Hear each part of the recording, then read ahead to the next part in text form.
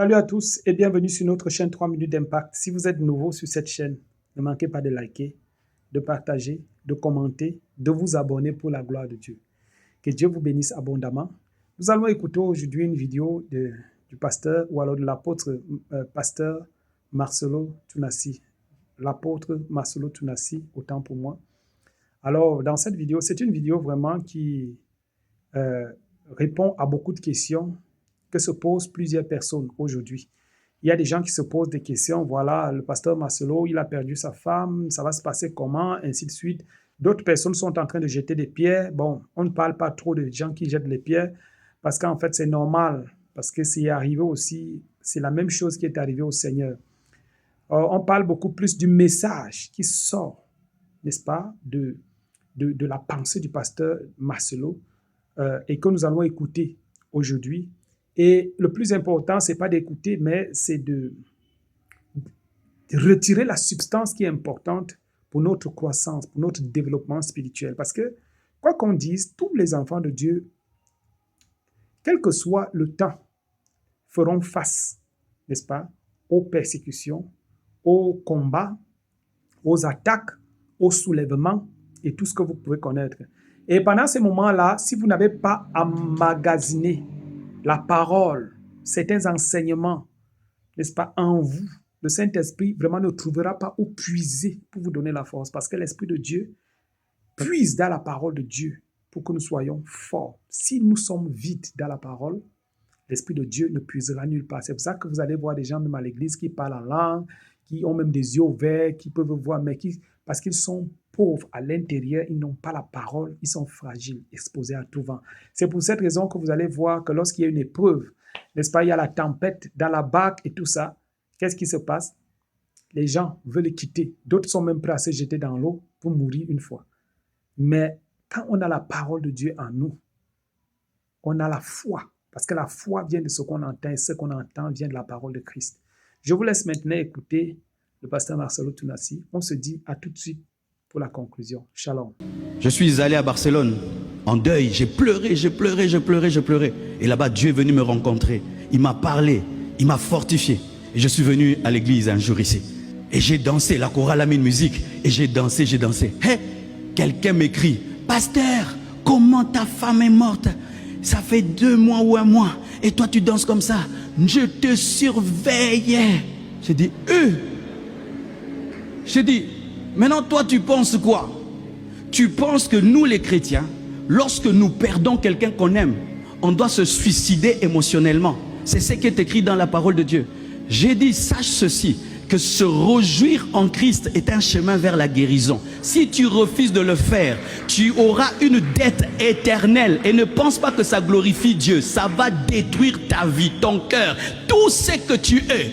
Elle me regarde, elle pense que je n'ai pas d'émotion. Non, j'en ai, mais j'ai décidé d'être chrétien, d'être enfant de Dieu, d'être capable de dormir dans la tempête, d'être capable de continuer malgré la situation. Pourquoi? Parce que quand tu vis dans la sainteté, Dieu te donne une paix qui n'est pas normale. Une paix qui n'est pas normale. Ça ne dépend pas de l'argent, ça ne dépend pas de la gloire, ça dépend de la présence de Dieu. Et tant que Dieu sera là et que tu auras un deuil, tu auras la force de continuer. Parce que sachez qu'un jour la vie vous giflera.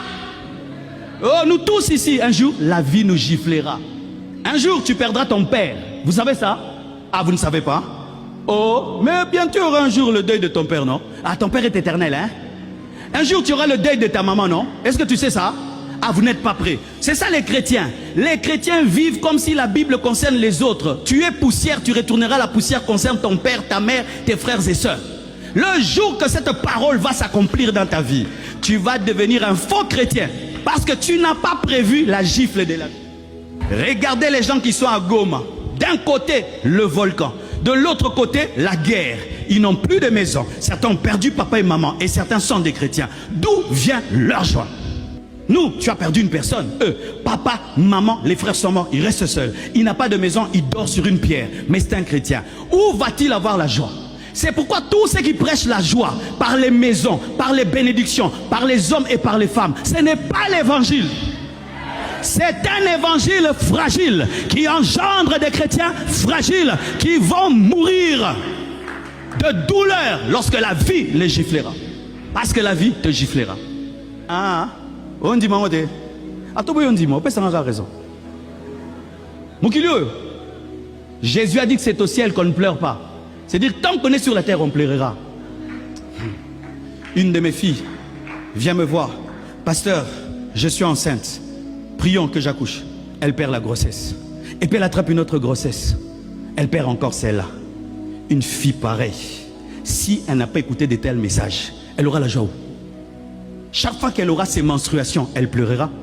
Que dites-vous de ces gens qui n'ont pas d'enfants et qui en cherchent? D'où viendra leur joie? Si la joie vient des enfants.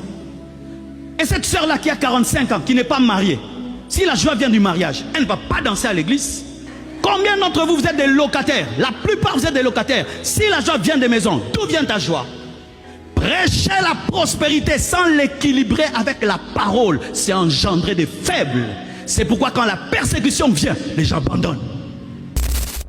Vous savez, lorsque je perds... Le message de l'apôtre Marcelo est clair.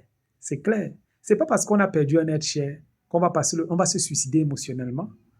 Moi, je me rappelle quand j'étais dans le monde, quand j'avais peut-être 3, 4, 5 copines, et puis parmi les 5, il y avait une que moi j'aimais beaucoup. Et lorsque celle-là peut-être me décevait ou alors on avait des problèmes, moi je n'arrivais pas à dormir. Je n'arrivais pas à dormir, je passais même toute la nuit éveillé là, et puis je restais même sans manger. Des gens qui ont déjà connu des déceptions amoureuses savent de quoi je parle. Lorsque tu es touché là, dans ton cœur, là, au plus profond de toi, tu ne peux même pas manger. Tu ne peux. Et donc, les gens, ils veulent quoi? Ils veulent que tu sois et tu restes comme ça. Et maintenant, si toi aussi tu restes comme ça, tu laisses que ces choses t'abattent, et que toi tu meurs, on va dire, vous voyez. Il avait tué sa femme. C'est sa femme qui l'a appelé. C'est sa femme qui l'a aussi tué. C'est sa femme qui a fini avec lui comme ça. Il ne pouvait pas vivre pendant longtemps. Vous voyez. Regardez comment il perd déjà le poids. Il est même malade. Est-ce que vous savez que lorsque l'apôtre Marcelo Tunasi a perdu sa femme, les rumeurs étaient déjà de partout qu'il est gravement malade, qu'il est hospitalisé et qu'il va même mourir. Les rumeurs étaient déjà partout. On parlait déjà de ça, même sur les réseaux. Vous voyez, quand le diable veut faire quelque chose, il commence d'abord par les rumeurs. Ça commence comme ça, par les rumeurs. Il y a plusieurs personnes qui sont finalement mortes comme ça.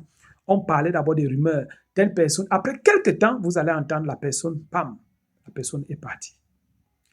Nous refusons que quelque chose de mal arrive vraiment à notre papa, l'apôtre Marcelo Tunasi. Nous refusons ça.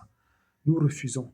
Nous prions que Dieu vraiment, n'est-ce pas, l'épargne de toutes les mauvaises paroles que les gens prononcent. D'autres qui sont allés même chez les marabouts parler de lui, d'autres qui sont allés chez les féticheurs et d'autres qui vont même prendre mon image pour dire que comme je le défends, ils vont m'attaquer.